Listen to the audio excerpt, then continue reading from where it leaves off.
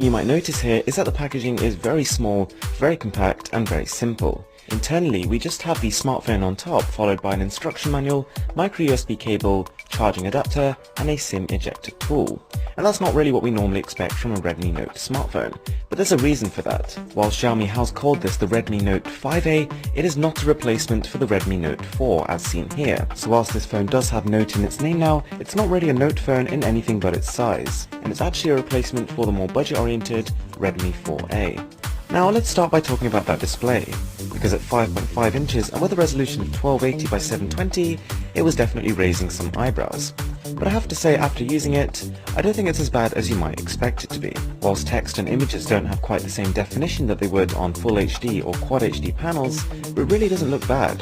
In fact, even up close, to the untrained eye, people really can't tell much of a difference. On first inspection, it also looks pretty dim when it comes to colour reproduction, but actually that's more of the effect the company was trying to create.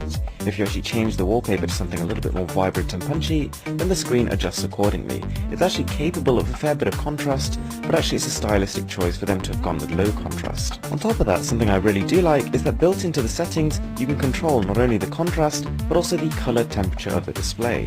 So because I tend to prefer cooler colours as opposed to warmer, it actually allows me to do that. It's not a hugely bright display, so you may have a little bit of problem in broad daylight, and also it does have some rather chunky bezels.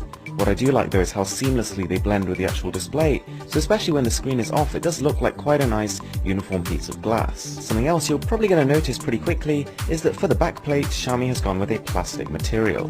Now they have coated the whole thing with a metallic spray paint, so for the most part, visually speaking, you really can't tell.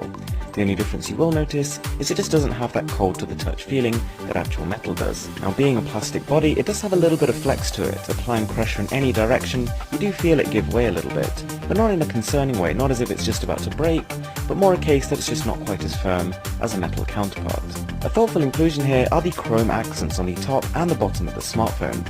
To be honest, they make a rather dull body really a lot more interesting. They bring it to life. One real plus point from the use of these slightly cheaper materials is the fact that the device is completely unobtrusive. Weighing just 150 grams and with a thickness of 7.6mm combined with that pebble-like design means it fits very seamlessly in the hands.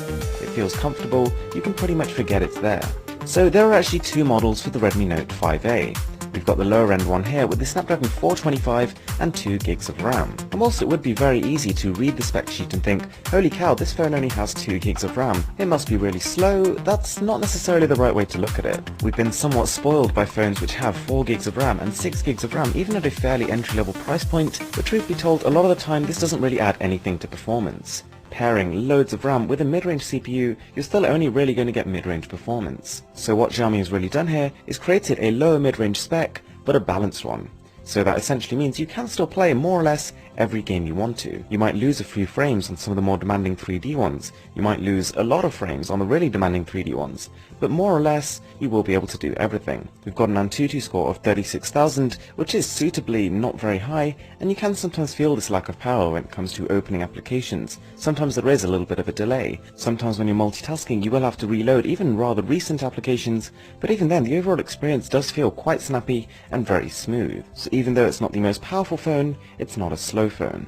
The camera on the phone seems to be a pretty similar deal to what we had on the Redmi 4A, which is to say it's a 13 megapixel sensor, catches a fair bit of detail in quite a fast shutter time. Now due to some quite noticeable software upgrades since the Redmi 4A released, shutter time has been improved quite significantly, so you'll find you can take some pretty vibrant, pretty blur-free and detailed photos, and contrast isn't too bad either.